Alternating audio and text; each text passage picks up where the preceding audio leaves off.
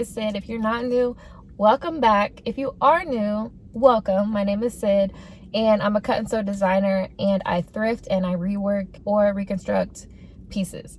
So today's video, I'm super excited because today's video is sponsored by Goodwill of North Georgia, and we're doing a collaborative piece or segment or episode, which is kind of like a fresh take on thrifting. Because I know a lot of times when people go thrifting, they kind of just buy the item and they just style the items as is, which is perfectly fine.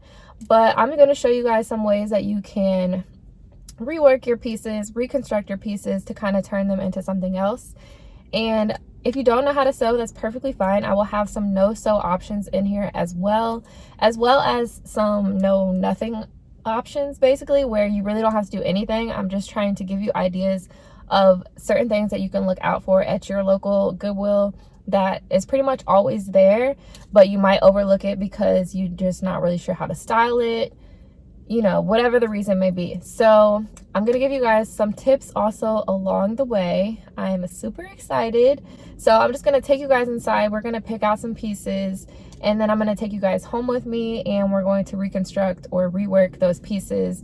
And then I'm gonna show you how to style those pieces. When you're going thrifting, make sure you have like an idea of what you're looking for or what you would like to find, but also at the same time, keep an open mind because you really never know what you can find. So first things first, we need to grab our mask. One thing that I really like about Goodwill is that they have implemented a lot of safety measures, you know, during these times.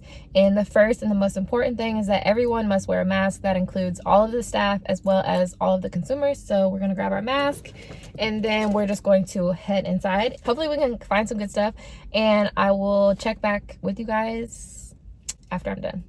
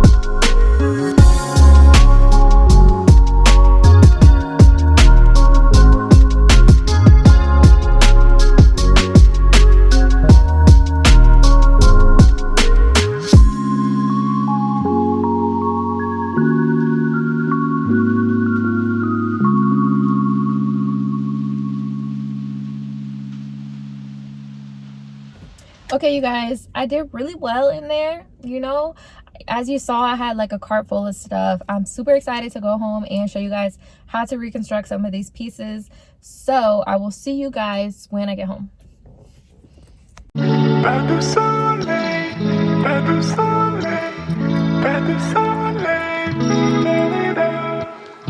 pas de soleil, pas de soleil, pas de soleil.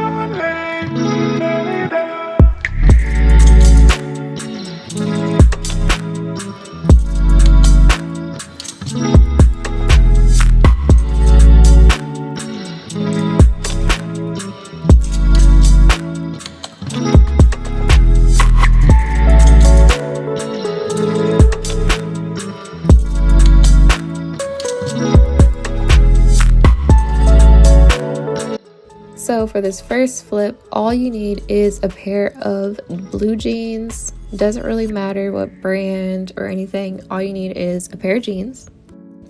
And you also just need a pair of scissors for this flip. So this is super quick, super easy. The only thing we're going to do here is we're going to lay the jeans out flat, and then we're going to cut off the bottom of both legs or both ankles. So we're going to cut right there on the seam.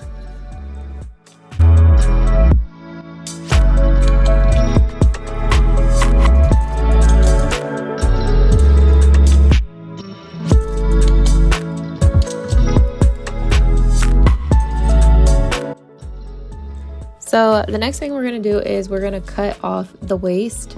We're just going to cut like a small layer on the top all the way around. So I'm just unbuttoning them to make it a little bit easier. I'm just going to start right there on top of the button, and I'm just going to cut all the way around. But when I get to each belt loop, I'm just going to stop. You see how I just cut that part off, and then I'm just going to start again and do that around the whole entire waist.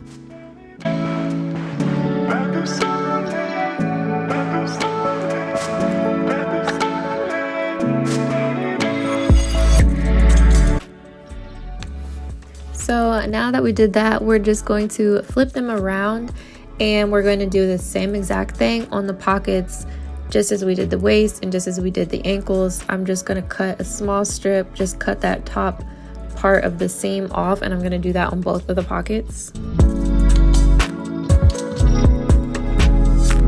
So this is what it looks like now. You have the top part of the pockets cut off, the top part of the waist, and also the ankles. And now the only thing you have to do is throw it in the washer and the dryer. Next slip is also super quick, super easy. We're just going to start with this long sleeve polo shirt, and we're just going to cut it into a crop top. So literally all you need are a pair of scissors, and you can cut as high as you want, or you can make it longer, but you're just going to cut a straight line straight across. And then boom, you're done. You have a really cute shirt. Literally only took like 2 seconds.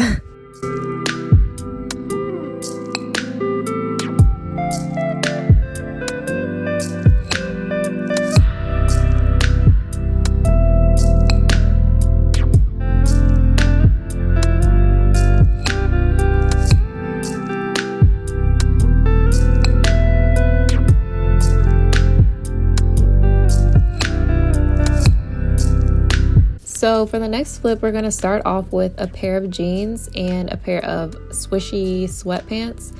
So we want our jean part to be on the front. So the only thing we're going to do is basically cut the back of the jeans off. So we're going to start from one side, and we're just going to cut all the way up the side of the jeans. And once you finish that, it kind of opens up like that, and we just want to do the same exact thing on the right side.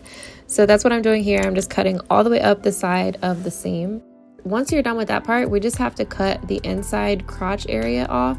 Once you do that, it should be left with just the front portion, and now we can move on to the sweatpants. So for the sweatpants, we want the back part. So we're just going to cut the front part off along the seams, just as we did the jeans. And once you finish that, you should just be left with the back portion of the pants. And then now we just have to attach the jeans and the sweatpants together. So we want the sweatpants to be on the back, so we're just going to lay them down and lay the jeans on top. So essentially this is what it needs to look like, and we just have to put them together. So we're going to start with one of the sides, and we're just going to put, again, front side to front side, and sew a straight stitch down the inside of the leg.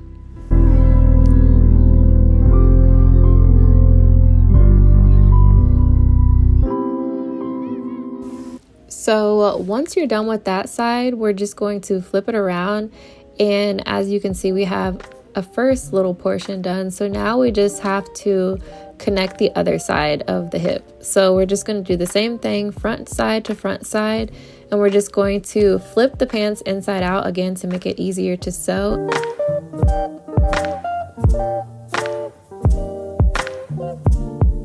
And just do a straight stitch all the way down the side again. Once you're done with that, we can flip the pants around, and they're now connected on the sides, but now we have to connect them on the insides and the crotch area. So I'm just going to flip them back inside out. And now this part should be super easy. Now we're just going to sew up the whole entire rest of the pants. And it's easier to start on the crotch area and then go down to the leg.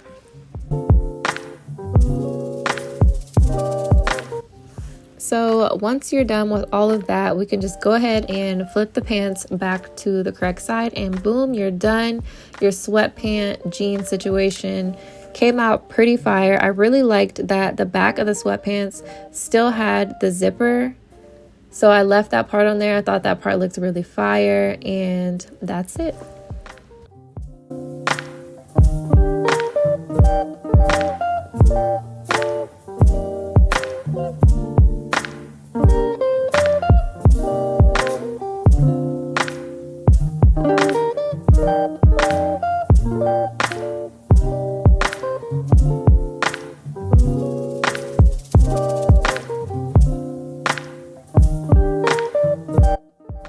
So this next slip is pretty easy. All you need are 2 different flannels, and first we're going to start with the first flannel, and we're going to lay it down so that the back is facing up.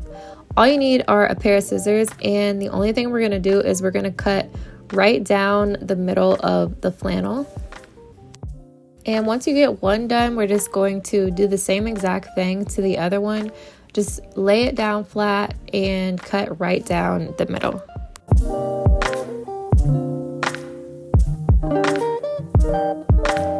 So once you do that, you're just going to grab the left side from the first flannel that we cut, and we're basically just going to put them 2 together. So we're going to lay them flat, and we're just going to put front side to front side. So we're going to grab both pieces and put them together. And always remember, sew from the inside out. So we're just going to do a straight stitch all the way down the inside of the flannels.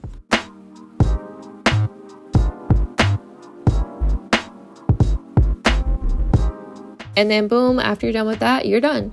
Looks pretty fire. 2 different flannels together, still can button up, fire.